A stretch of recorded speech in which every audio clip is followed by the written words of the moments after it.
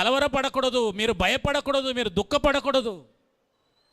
బంగారం ధర ఎంతైనా పెరగని ఎంతైనా తగ్గని, నీ జీవితంలో నీ కుటుంబంలో ఆ యుద్ధం వల్ల కలుగుతున్నటువంటి ఎన్ని రకాల ప్రభావాలైనా నిన్ను పడనీయకూడదు. నువ్వు ధైర్యంగా ఉండాలి.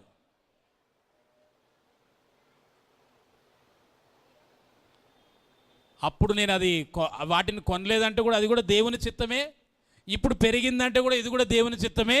దేవుడు తన చిత్తము ఏదైతే కలిగి ఉన్నాడో అదే నా జీవితంలో నెరవేరుస్తున్నాడని మనము దేవుని మీద ఆధారపడి చింతించకుండా, బయట ఏం జరుగుతున్నా భయపడకుండా ప్రార్థనతో ఈ దినాల్లో మనము సిద్ధపడాలి.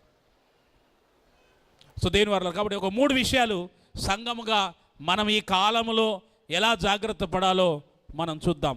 మొదటిదిగా, సమాధానము లేనటువంటి పరిస్థితులు దేశాల మధ్య, రాజ్యముల మధ్య, జనముల మధ్య ఉండబోతుంది కనుక కుటుంబాలలో మధ్య కూడా ఎక్కువగా సమాధానం లేని పరిస్థితి ఉంటుంది కనుక ఇది దేవునికి ముందే తెలుసు.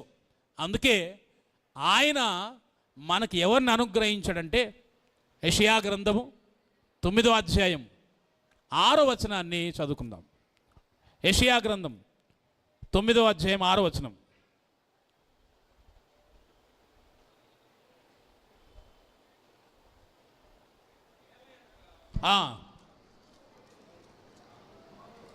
అనుగ్రహింపబడెను, ఆయన భుజముల మీద రాజ్యభారముండును, ఆశ్చర్యకరుడు, ఆలోచనకర్త, బలవంతుడగు దేవుడు, నిత్యుడగు తండ్రి, సమాధానకర్తయగు అధిపతి అని అతనికి పేరు పెట్టబడును.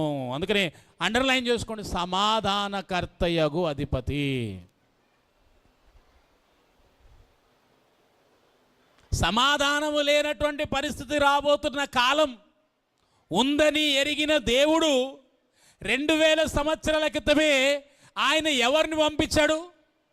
సమాధానకర్తయగు అధిపతిని మనకిచ్చాడు. ఇప్పుడు ఆ సమాధానకర్తయగు అధిపతిని, ఆయన సమాధానాన్ని యోహాను సువార్త 14వ అధ్యాయం 27వ వచనం. యోహాను సువార్త 14వ అధ్యాయం 27వ వచనం. యేసు ప్రభుల వారు కూడా ఆయన ఏం వాగ్దానం చేశాడు చూడండి. యేసు ప్రభుల వారు చేసిన వాగ్దానం ఏంటి? శాంతి మీకు అనుగ్రహించి వెళ్ళుచున్నాను, శాంతి మీకు అనుగ్రహించి వెళ్ళుచున్నాను, నా శాంతినే మీకు అనుగ్రహించుచున్నాను, లోకమిచ్చినట్లుగా నేను మీకు అనుగ్రహింపలేదు, మీ హృదయములను